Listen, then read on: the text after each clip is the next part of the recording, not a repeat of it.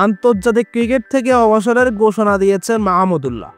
৩৯ বছর বয়সী এই ক্রিকেটার কাল সামাজিক যোগাযোগ মাধ্যম ফেসবুক পোস্টে এই ঘোষণা দেন।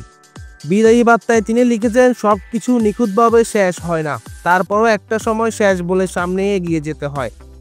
এই নিয়ে এক সপ্তাহের মধ্যে অবসরের ঘোষণা দিলেন জাতীয় দলের দুই ক্রিকেটার। গত বুধবার ওয়ানডে থেকে বিদায়ের ঘোষণা দিয়েছিলেন মুশফিকুর রহিম। ২০০৭ সালে কলম্বোয় শ্রীলঙ্কার বিপক্ষে ওয়ানডে দিয়ে আন্তর্জাতিক ক্রিকেটে অভিষেক হয়েছিল মাহমুদুল্লাহ। জাতীয় দলের হয়ে সর্বশেষ ম্যাচও খেলেছেন ওয়ানডেতে। গত ২৪ ফেব্রুয়ারি রাওয়ালপিন্ডিতে চ্যাম্পিয়ন্স ট্রফিতে নিউজিল্যান্ডের বিপক্ষে। মাহমুদুল্লাহ টেস্ট ও টি-20কে বিদায় বলেছিলেন আগেই। ২০২১ সালে জিম্বাবুয়ের বিপক্ষে হারারে টেস্টে খেলে সাদা পোশাকের ক্রিকেট থেকে অবসর নিয়েছিলেন। আর টি-20 থেকে আনুষ্ঠানিক অবসর নেন ২০২৪ সালের অক্টোবরে ভারতের বিপক্ষে হায়দ্রাবাদে খেলে। ২৩৯ ওয়ানডে খেলা মাহমুদুল্লাহ ৩ সংস্করণ মিলিয়ে খেলেছেন মোট ৪৩০টি আন্তর্জাতিক ম্যাচ। গত মাসে চ্যাম্পিয়ন্স ট্রফির মধ্যে তার অবসর নিয়ে দেশের ক্রিকেটাঙ্গনে জোরালো আলোচনা ছিল। তবে রাওয়ালপিন্ডিতে নিউজিল্যান্ডের বিপক্ষে ১৪ বলে ৪ রানের ইনিংসটি নিয়ে সমালোচনা হলেও অবসর প্রশ্নে চুপ ছিলেন মাহমুদুল্লাহ।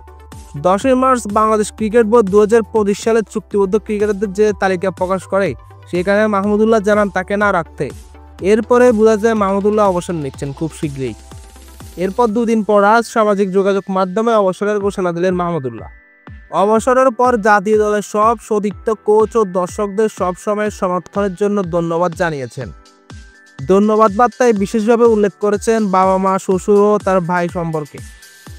পোস্টের শেষাংশে সব পেছনে ফেলে এগিয়ে যাওয়ার কথা উল্লেখ করে লিখেছেন শান্তি।